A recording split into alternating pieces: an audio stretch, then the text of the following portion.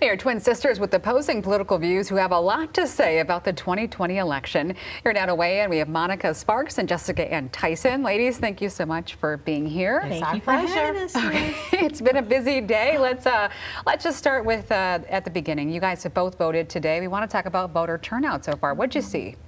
373 is where I was at when I went about 2 o'clock. Okay. Which is kind of low. The poll watchers were telling me it's very low. Saw a lot of individuals there that you normally typically wouldn't see. Everyone's really scared about the elections and they want to make sure that everyone's able to vote. And I made voting my first thing, my first priority this morning. And so when I was at the polls, I was extremely pleased with seeing the fact that lots of people were out. For people that are not familiar with your story, we mentioned Jessica Ann is a Republican, Monica is a Democrat. A lot of focus has been on the Democratic frontrunners heading into today. But what about the people out there that maybe aren't too thrilled with the choices on either side? Maybe they're going to go for the independent vote.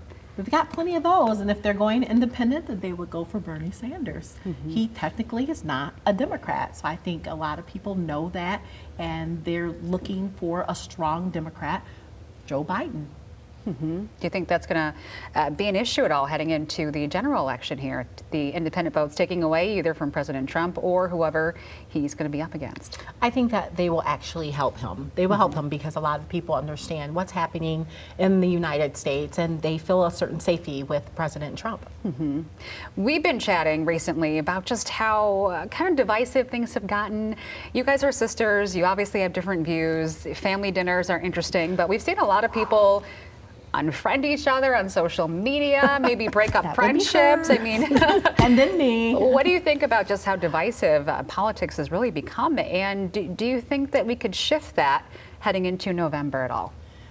I don't think that we're going to see any shifting anytime soon. I think that it's going to get worse. I hate to say that before it gets better because there's so many different views right now, and with all the field or the candidates and all the fields for the Democratic race, too many choices. Well, I know for us, we are sisters and we love each other dearly. Sure. Oh, yes. We even have friends that are on both sides, and there are times that we argue and we fuss and we fight, and we do. And we argue, we never fight. Well, we fuss. She puts me out of her house. We have discussions. She will put me out of her house. Okay. But at the end of the day, we must all remember that we're all Americans. We all want the same thing. It's just how do we get there? Are we spending more money? Are we spending less money?